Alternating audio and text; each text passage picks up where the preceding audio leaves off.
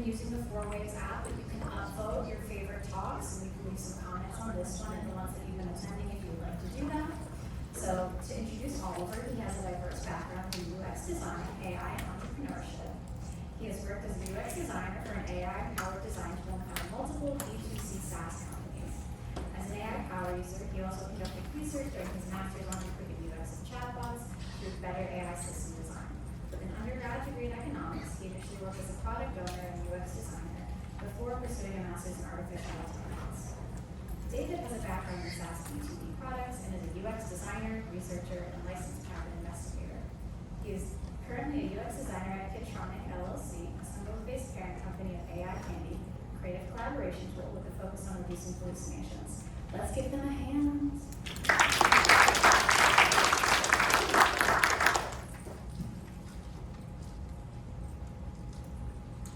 All right, well, welcome everybody. We're almost wrapping up this conference, but nice to see so many people. So yeah, what we're going to be talking about today is probably also why you're here, which is thinking about how to AI-proof your career.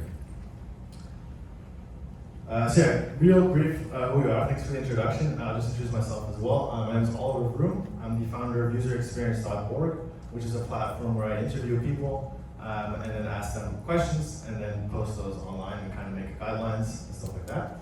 I'm also doing my master's in artificial intelligence, and I used to work as a UX designer at KLM. Can you guys hear me all right, by the way? Yeah. Great. That's it. Hey everyone, is my microphone working okay? Yeah. I'm David Williamson. I'm a designer at Kitronic LLC. It's in a creative collaboration tool. Also have a background in B2B SaaS products. So yeah, before we dive in, we're just going to ask you guys a couple of questions. So starting off, are you guys excited about the possibilities that AI opens up for UX design? Very nice. So I see a hand right here. Elvis is your name, I think? Yes. You want to elaborate a tiny bit on why you're excited? I just think that there's a lot of opportunities for optimizing like our own internal workflows. Things that usually would take a long time, for instance, like user research, like doing the data synthesis for that.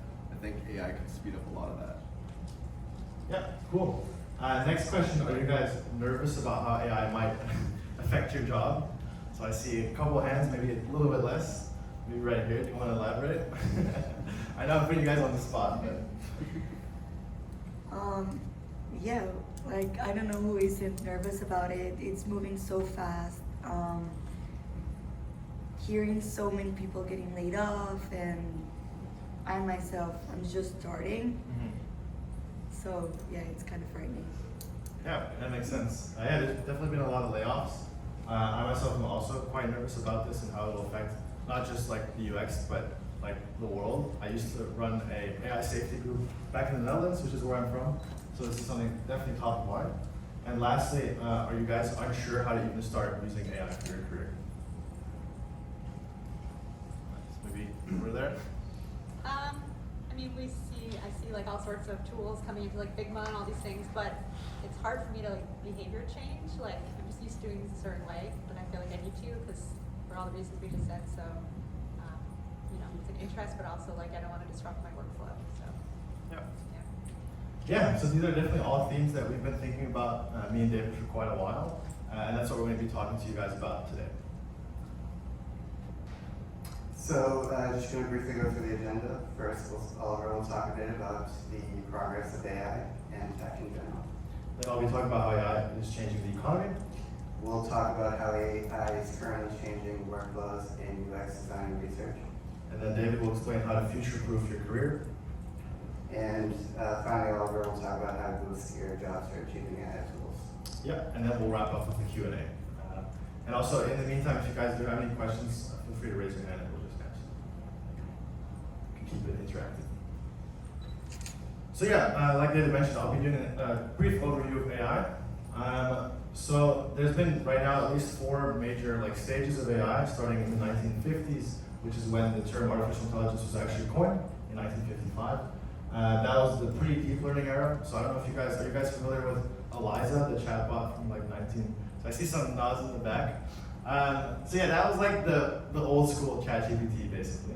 After that, around 2010 is the deep learning era. So then just adding more and more networks and layers, and then the large scale era, which was basically they noticed that, hey, if you just keep making the model bigger, keep feeding it more data, it's going to get better and better. At some point, companies started noticing that the returns like died down a little bit, which is when the reasoning era started, with OpenAI leading that, and then DeepSeek as well. And then now the agentic era is starting, which I haven't put on slides yet, but yeah. And here's a cool visualization of just the power of making the model bigger. So if we take a look here, sorry for you guys, but just try to listen. The prompt is the same. The prompt is basically a picture of a kangaroo wearing a hoodie and glasses in front of the Sydney Opera House, holding a sign on the chest that says, "Welcome, friends." As you can see here, and this is all the same model, just different sizes. So this one has 350 million parameters, and you can kind of see like a dog-ish kind of thing with some weird text. But as the model gets bigger and bigger, we start noticing that the pictures get more and more realistic and depicting what the prompt says. And actually the only way you can say that this is like not real is because it's really weird for a kangaroo to be looking like that. Yeah, but like that shows the power of AI, and of course there are hallucinations and mistakes that it makes, but it's getting like better and better, so you have to take this into consideration. Looking back at like pictures of humans, 2014 and 2015 it wasn't really up to par, and as we can see nowadays it's basically really hard to tell the difference. Actually for my thesis project I made like a fake LinkedIn account and started scraping data, and I used one of these tools to create a fake account, so it's scary stuff. Yeah, and lastly, that was the past and kind of the present, and then looking to the future, a report called the AI 2027 report. Anyone here familiar with that? Any chance? Good. Oh, I see one person. So yeah, it's a report of like leading scientists and people in the field, and the main point I'm trying to get across here is that they think there's like two scenarios. Either it gets out of hand and gets really good and like takes over the world and we all die, and this is like what they actually think. Or the government takes over and then but either way, it's like scary stuff. I don't want to scare you guys too much, there's also a lot of opportunities and stuff. But my point is here, people that are working in the field are scared about it. And lastly, like one cool thing is like the hype cycle. So like back in the day there was an AI summer and people got really excited, but then they noticed that it's not actually living up to expectations. And then there was an AI winter, and now we're back full boost into the AI summer. Yeah, there's a nice quote by Roy Amara, which is a futurist, and he said, people tend to overestimate the short-term impact of new technologies while underestimating their long-term effects. So I think right now, you can kind of think about in which part are we? Are you like the overestimator or the underestimator? So yeah, keep that in the back of your mind. Yeah, so now as David mentioned, I'll be talking about how AI is changing the economy, briefly. So I don't know if you guys heard the Shopify news, but basically the CEO of Shopify, Toby, he made a post on Twitter, or actually he leaked, it was like a memo, and he said reflexive AI usage is now a baseline expectation at Shopify. So what does that mean? Well, he laid out a bunch of commandos. Number one, AI must be a part of your prototype phase. We will add AI usage questions to performance and peer review. So that basically means that, hey, if you're not using AI, your performance will decrease, and you might not get that raise that you wanted to get, or you might get fired. And then lastly, and the most shocking one, was before asking for more headcount, demonstrate why you cannot get it done with AI. And that basically means we're freezing hiring until the department that want to hire more people can actually prove that they can't do it with AI. So that's the scary thing, at least in my opinion. And yeah, other companies start following suit. Duolingo also published something now in April. There's a lot of backlash to it, but this is kind of where the world is going. So, yeah. Now we'll talk a little bit about how AI is currently changing workflows in UX design and UX research. So some of you, or many of us, may have heard of some of these tools, especially Otter's been around for a while. Other auto transcription tools have become really popular. In the past couple of years, there's been a lot more. There's been a surge of AI-generated research tools. Condens and Dovetail are two of the really popular ones. I personally like Hey Marvin a lot. What these tools are starting to offer and become commonplace are research repositories, AI-generated tagging, so it'll tag automatically people that have been interviewed, the researcher, the product, etc. AI-generated themes, AI-generated insights, and auto-generated data visualization reports. Some of these, like for example, Hey Marvin, they claim to slash your research time by up to 50%. They definitely help a lot with your efficiency. I think that's a little bit generous, so I think we're at the point we still have to have a lot of oversight over the AI. Nevertheless, it helps a lot with your speed and efficiency. So aside from these dedicated tools, you can also do a lot with prompting in chatbots, regardless of what you like to use, whether it's ChatGPT or Claude Gemini, whatever it is. Some of these tasks are outlining stages of an interview, competitive research, interview preparation, synthesizing research, and generating problem statements. Now, I would strongly encourage to be cognizant with your prompting. Generally, it's a good idea to frequently check your sources and always do that if you're doing something like competitive research. It's generally a good idea to provide a couple of answers, examples of answers or a template to the AI so that you can optimize the output and make sure that it follows a certain structure. I personally like it a lot for preparing for research interviews. I don't think anyone would recommend that you replace real people for your research, but it can definitely be a very powerful supplement. I like to practice my interviews with chatbots, and it helps a lot with anticipating themes and insights so that by the time that I speak with the first person, my script is refined and I'm hitting the ground running. Yeah, so David just mentioned also a tool called Otter. So this is something I personally use quite a lot. I recently developed for one of my school projects a tool for real estate agents, and what I did was I just let it record the interview, and then it makes a transcript. And nowadays that's not really like groundbreaking, but the nice thing is that you can also chat to the AI about that transcript. So if you zoom here, I like said summarize the main points, and it just kind of summarized that. And the thing for me is that I used to spend really a long time like doing this type of stuff. At some point, my first role was actually note taker of meetings. So luckily, I don't do that anymore. But that just saves me a lot of time to actually like focus on the work that matters. So a moment ago, I talked about prompting for research, and the same thing applies for tasks that are related to brainstorming and ideation. Same principles apply about prompting and fact checking. You always want to remember to apply experience and critical thinking as oversight. You don't want to make yourself obsolete and let these tools do all the work for you. They frequently get it wrong or don't incorporate all the context. Always feed it as much context as possible about your product, about your user and the problem that you're having. But it can definitely serve as a really quick starting point for artifacts like how might reads, generating personas and user stories. I personally, for anything visual, now I'm almost always using AI. I think it's at that point now where it can do this quite reliably, generating artifacts like empathy maps and storyboards, priority matrices, etc. Same thing applies to wireframes and mockups. This is a screenshot of a product called storms.me. It has dozens of tools that are dedicated for designers and researchers. The example in the screenshot is a tool where you can plug in the context of the problem that you're having, and it'll generate a lot of several suggestions for you. This tool is called Whimsical. It's an AI generative tool.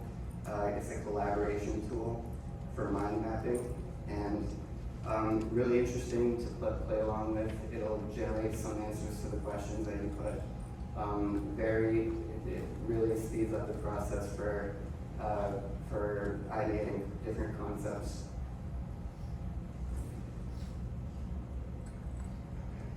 This one is called instant-personas.com, pretty self-explanatory. The cool thing about this one, it'll pull data from a lot of established research. It'll quickly generate personas for you. It requires a lot of oversight. Give it a close look, but it'll definitely speed up the process a lot. Yeah, so I'm going to be talking about ChatGPT, but before I do that, we've been talking for a while. Are there any questions so far? Okay. Yeah, so I'm pretty sure you guys know about ChatGPT, but recently they had a new update. I think around 2 months ago, it kind of went viral with the whole Liquify thing. But basically, their image generation model has gotten a lot better, and also a lot better at understanding text. So this is an example for one of my courses I did, where I just kind of quickly drew up a mock interface on my iPad, and then I uploaded that to ChatGPT, and it created a relatively realistic looking user interface. And so this is just really nice to take kind of abstract ideas or something that you could just jot down on a piece of paper or a napkin, like in the toilet, for example, and then just take a picture, and it'll instantly generate something that's concrete, and that's something that you can also show to stakeholders and get feedback from. So next time you're in a meeting, just show them actual things instead of telling someone an idea you have, show them the idea basically. Yeah, same thing for storyboards. You can just take something that looks pretty not high fidelity and then make it much more high fidelity. So, yeah. I'm assuming everyone here has heard the term rapid prototyping or vibe design, vibe coding. These are obviously hot topics in the past year or so, and there's been a lot of recent tools that have come out. There's too many to list here. Some of the more well-known ones: Lovable, BO, UXPilot, Replit, Wizard, Windsurf, and Cursor. The ones listed above don't require much coding knowledge, although some CSS knowledge definitely helps. I would definitely recommend at least an intermediate knowledge of programming language like JavaScript for IDEs like Windsurf or Cursor. If anyone was at the Cursor workshop a little while ago, you personally might have witnessed it go off the rails as an example of why some of that knowledge is really required to be efficient with this tool. Now, just a few days ago, Figma had their conference, and they announced the release of Figma Make, which is a lot like these tools, and it's integrated inside the application itself. I reached out to Figma for actually a couple of employees at Figma, and I asked them whether or not it'll be the first version of Figma Make will be integrated with your design system. They gave two different answers. How many people here have had the chance to use it? Anyone? No. They're slowly rolling out their beta program to some users. I haven't had the chance to use it myself. But both of the employees at Figma said that there is an indirect way to integrate your design system. The point is that very soon, your design system will be available for AI-generated prompting tools. And I think within the next year or two, this is going to be an essential part of the design process that every designer is going to want to become aware of. This right here is a Figma plugin called Builder.io.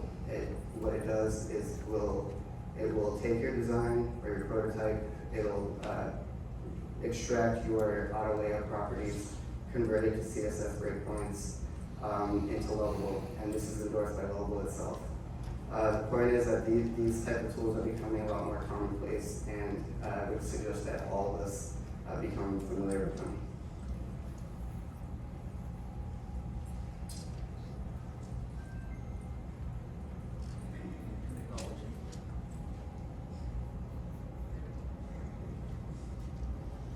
So yeah, while this loads, I want to mention that at the end we're going to give a short URL so you guys can access these slides later. So I mean, feel free to take pictures of the slides, but just know in the back of your mind, you're going to have access to everything here. So. Oh, yeah, real quick. The quality is a little low, unfortunately, in this video, but it's called, does anyone here know about this, of Manus? No? Okay. Anyway, Manus is an agentic coding tool, and basically what separates it from something like Lovable or Cursor is that it actually is able to create a virtual environment and run things. And I was able to actually get it to, I just fed it data and it created its own pipeline and then trained a neural network on that. So at some point, I mean, I'm just really I don't know, sometimes I think that at some point the AI will keep getting better and make itself better, and at that point we have no idea what's gonna happen. But anyway, real quick, also another shout out is Replit, and this is also another tool and this is something that I created. So it's basically, again, the quality is a little low, but it's a fully functioning interface just based on prompts and a couple of screenshots. So that's really cool that you can get like an interface that works, you can click on, and again, just get feedback on that. Yeah, so we've mentioned a whole bunch of tools, and it's kind of hard to get an overview of that. So there's this website called the UX Tools Map, and what they've done is they've analyzed over 800 tools, and then created a map. Except for the pictures, but here's a link as well. And as you can see, it's like a map with different islands, and each island represents like a different functionality. And then when you click on that, you can see the different tools. So I'm not expecting you guys to like go out there and like figure everything out and memorize all the tools, but this is more just to kind of get your brain thinking and like your creative juices flowing about what's out there and what's possible. So yeah, about thinking, Figma actually did a survey of 1,800 people and kind of to ask about what they think and their thoughts on the future. And they did that between February 26th and March 23rd of 2024. And what they found, which makes sense, is that around 34% of people, of designers, have actually shipped AI-powered features. And that's a 12-point increase from the previous year, and I think that's just going to keep increasing over time. And at some point, it won't really be possible to distinguish AI from technology. Just like today, we don't really like say, oh, this is an internet company. We just say, no, this is a tech company.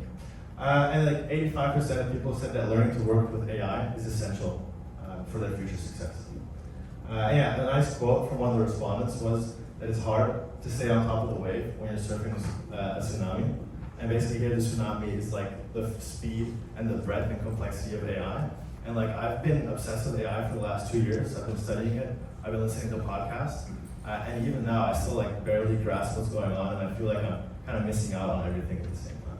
So yeah. Now we'll talk a little bit about how to future-proof your UX and tech career.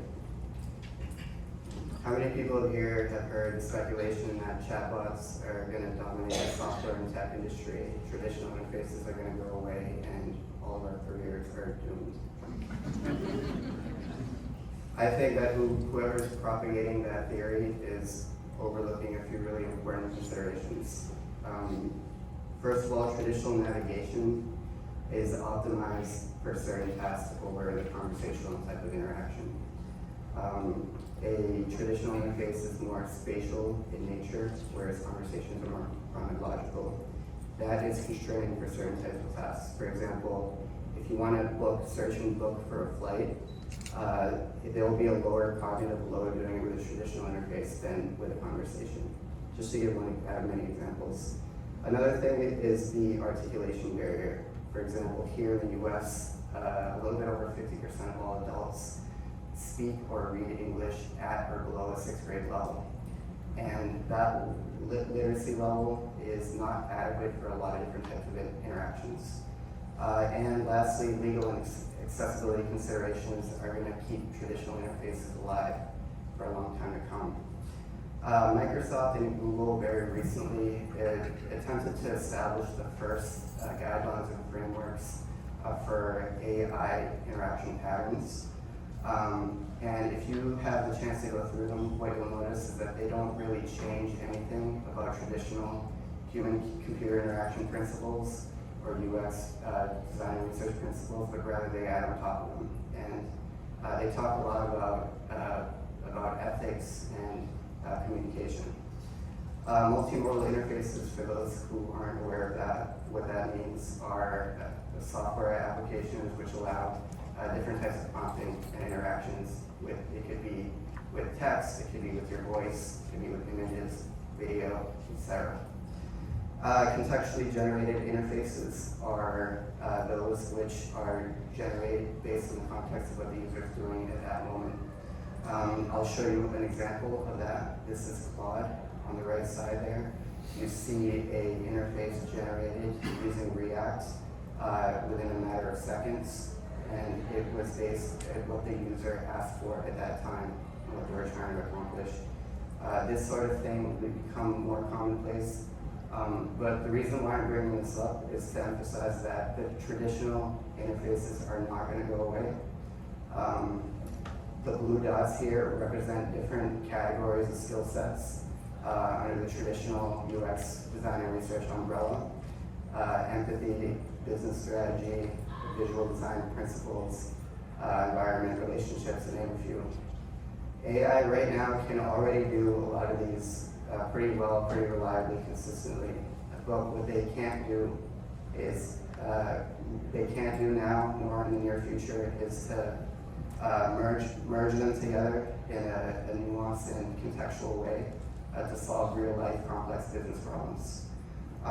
Again, the reason that we're speaking about this now is to emphasize that it's really important to learn the AI tech and the tools, but not in favor of the traditional principles of UX that we've all been learning for a long time. So if anyone here has been on job boards recently, and I think many of us have, you might have noticed that any AI-related product design role is asking for a few years of experience working on AI products. And we're kind of in a weird place right now where most designers or researchers don't have many years under their belt. I think that that's a real opportunity for any of us who are diligent or ambitious to get ahead of the curve, and a few years from now be one of those designers that are being sought after. The way that I've gone about this is I'll put it into 3 different categories. Number 1 is learning the tech itself outside of the context of AI. Very important in understanding the strengths and limitations and the trajectory that it's going in order to kind of balance it at the intersection of design and use it most effectively. The other category, learning to use it for efficiency and making yourself more productive and produce at a faster speed, which we've talked about a bit. And lastly, learning AI design interaction patterns in designing for AI tools. If you're not interested in a new degree, which I don't believe should be necessary, there's a lot of relatively low-cost resources available online. MIT and Stanford, for example, have pretty good introductory courses for AI and product design. Mavis is great because you can work directly with a pro instructor. IBM has free resources available online about the technology in general. Career Foundry has a course for conversational and dialogue design. And there's probably many, many more that you can find. Like many of us here, when I was early starting out my career, I was applying what I was learning and while building the first version of my portfolio. And the same thing applies, the same thing is what I'm doing for learning the new tech. Researching marketable skills on the market right now is really helpful. Learning those frameworks from Microsoft and Google, which I mentioned earlier, also very helpful. And then just applying it to whatever projects you're working on, whether they're personal projects, working for a local business, whatever it is. I got my first role in an AI product, which I'm doing right now by networking. Maybe you've noticed that here in Boston, there's many great networking events. I would definitely take advantage of that. There's entrepreneurs that are eager to work with it in an AI-focused designer. I mentioned keeping your eye on trends in the market. There's a very quick and easy way to do this. Just go on job boards. I like to stay engaged every month or two and see what kind of roles bigger companies and local companies are asking for and seeing where those trends are headed. Some of the roles that are appearing more and more: staff AI product designer, AI-enabled designer, LLM content designer, conversational designers. These are definitely becoming more frequent. The same thing applies to skills. So here I put together a bunch of skills that I saw frequently by checking in with the job boards. You'll see things that we've already talked about. 2 years of experience with generative AI, demonstrated ability utilizing tools and workflow efficiency, multimodal interfaces. All these items are appearing more and more. Oliver and I have talked a lot about the past and the present, but for a moment we'll talk about the future. So I mentioned before these types of dynamic AI interfaces. There's also virtual reality and augmented reality. All of these items and more are pretty relatively early in their life, and they have a relatively low amount of established research and design patterns. This is an opportunity for all of us, I think, to become part of establishing what those patterns in that research are. Also, the rate of tech increases exponentially, and I think it should be looked at as a constant stream of opportunity to be one of those that establish what those design patterns and what that research is. Finally, another interesting avenue is another trend that I've noticed, which is a lot of different roles in tech, more and more starting to emerge, and it may be an interesting area to explore if you want to optimize your career for the future. You'll see roles like design project manager, UX developers have been around for a while, but they're definitely becoming more common. And one of the reasons are because AI tools are already bringing up a lot of tech specialists time to have time for a broader range of skills. Yes. All right. Any questions until now? Okay. So yeah, now I'm just gonna give you guys a couple. Oh, I see a question. Yeah. Thanks. Yeah. And thanks for the presentation so far. Just a quick one, I suppose. What I initially saw on the side of the presentation was kind of AI is coming, but how do you make sure you're okay? That was sort of my initial takeaway from it. And it seems like really this AI is coming, your job is going to change, going to evolve, and it's more about how do you evolve with it, how do you stay relevant, and how do you make sure you keep up with the tech. Is that what I should take away from what I've seen so far? Yeah, for sure. And at the end, we'll also do a recap, a little bit like main takeaways. Okay. But yeah, definitely just to recap. We're gonna have to evolve. If you're not like constantly moving forward, you're just gonna go backwards. And at some point, like you will lose your job if you don't like adapt. I mean, that's my opinion. But yeah. Thank you. Yeah. Now I'm just gonna give you guys a couple of things you can do already right now. Either if you're currently looking for a job, or if you're super comfortable or retired, whatever. It's still nice to like keep looking a little bit. So one of the things you can do, and I did this like 10 minutes before this presentation, is I uploaded a picture of myself, and then it creates like a headshot of that. Like right now, it's like I don't know if I would use this for my LinkedIn, but the idea is like you can already start using this to pimp up your like online presence. Another thing is, are you guys here familiar with ATS? Yeah, so in Europe we don't really use that a lot, but here apparently it's like the gold standard. And there's a bunch of different tools out there that what they'll let you do. And just to recap for those who don't know what ATS is basically when you like apply to a job, it will look at your CV and then like filter and maybe even reject you based on the position. And the sad thing is that people that might be qualified just because they don't know how to play the system are getting rejected before human eyes even see their CV. So what you can do is just like play the game also. So what you can do is upload it, for example, to Teal, HQ or jobscan.io, and what it'll do is it'll compare your portfolio or your CV with the job position and give you tips. So that's what I did. I'm moving to San Francisco in June, and I still haven't found a job, but I'm looking. And what I did was I tried applying to Figma, and then I put my CV, and then I put the job position opening. And it just gave me a bunch of tips like, hey, you should definitely include this keyword, maybe keep this shorter, make this longer. So it just makes it a lot easier to kind of think about. All right, and then we're basically wrapping up. So there's a bunch of resources that we did mention. Just to recap, there's a bunch of live coding tools like Lovable, Cursor.com, and Replit. Also, the gentleman that was sitting in front, unfortunately, he had to catch a flight, but his name is Patrick Newman, and he wrote UXGPT, which is a book that helps people, incorporate UX into AI and how to use AI to do your work better. He's also the founder of a community of around, I think, like 10,000 people where they talk about these things on Slack. So I definitely recommend checking that out. Lastly, userinterviews.com is the one that created that map with all those tools. So you can definitely check that out as well. And lastly, this is the link to this presentation. So tinyurl.com/AI-proof-UX. So then if you just bookmark that or something, then you can get access to these exclusive high-value slides. Anything else I want to mention?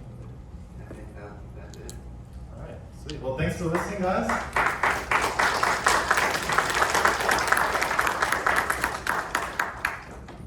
We welcome any questions, ideas, thoughts, feedback. Right over there. Can you speak to, you just came up, when you were talking at the very beginning about Shopify limiting, limiting financial and human resources until a team uses AI. I'm just wondering, the thing that came to me is sort of the environmental and the hidden impacts of AI, like the amount of computing power, energy, et cetera, Are companies or are you personally acknowledging that, talking about it, thinking about it? I was just curious. Yeah, that's a good question. So just to Because recap. like the word resource, I'm like, Yeah. resources, like what about electricity Yeah, resources? I mean that's like maybe the fundamental issue with capitalism right now, but yeah, like Point. just like with oil, we've been used like our whole economy and like society has been based off of oil, and now that's transitioning to electricity. So that's why companies like Microsoft are actually buying up nuclear power plants, which is like insane to think about, but that's what they're doing. But at the same time, the efficiency of these systems is getting better. So like but at the same time, because people are using it more and more, the demand for energy increases. So yeah, good point. We do have to think about this, but companies for profit, at least at this, how our society is currently set up, there, it's tricky. But, yeah. Any other questions? So earlier today there was a panel discussion about like navigating this world right now with the job market, and one of the questions was about one of the slides of like UX engineer, like product manager, product design, and when the panel who's been in the industry for like 40-something years have all said run away from positions like that. It sounds like you disagree with that. Is that something that you still think is the direction that as UXer we should pursue those jobs, or is that something that you think that maybe to not think about that? Yeah, conventionally, I think it's been widely understood that any role like that, the company probably doesn't know what they're doing because they're very different skill sets. But we're in a very early stage of the tech right now, and what I'm reporting is just what I've seen by really paying close attention. It's not really a choice of any individual. It's kind of obvious that roles are starting to emerge. I can't predict the future. I don't know if that's going to be become widespread, but if the pattern holds, it's going to happen more and more. And there's going to be these tools are freeing up a lot of time and helping specialists become a lot faster. I brought it up just as one avenue to explore if you want to keep yourself relevant for the future.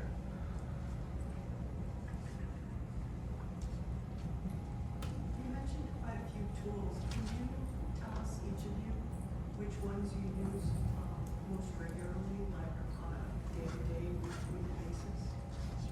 So I use ChatGPT more than I talk to humans. Yep. So I use ChatGPT a lot just for like anything like text related, but also for images. And then I use Cursor. I think in that sense I'm a little more technical in that sense. So I like actually building the software, and Cursor is a way to do that. And but you have to have some programming knowledge. Also, real quick, I think the fact that AI is making it easier to code means that now is actually a good opportunity to learn about that. So instead of saying like, oh, AI is getting better, I shouldn't learn about this, actually no, now by having those technical skills, you can like 10x your productivity, if that makes sense. Yeah, it still goes off the rails a lot, and if you're using Cursor or Windsurf or any AI-gen IDE tool, you need to be able to identify when it's making a mistake and know at least what to say in order to fix the issue that's happening. So definitely recommend like an intermediate knowledge of JavaScript, whatever programming language, if you're going to use one of those. I am not a coder. I'm learning how just so I can use Cursor consistently. But for those who can't code, the other tools that I mentioned, they work pretty well, but they require a lot of refinement.